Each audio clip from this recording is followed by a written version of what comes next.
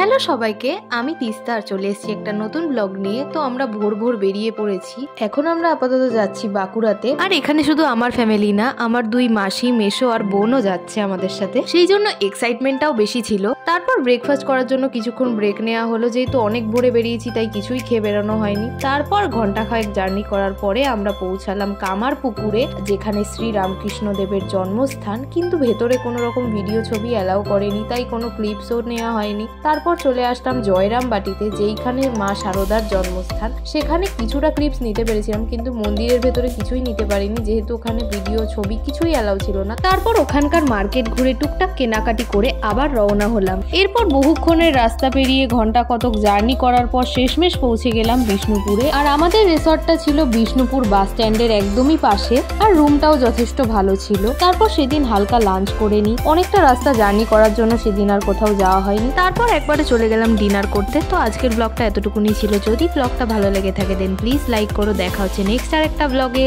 So bye bye.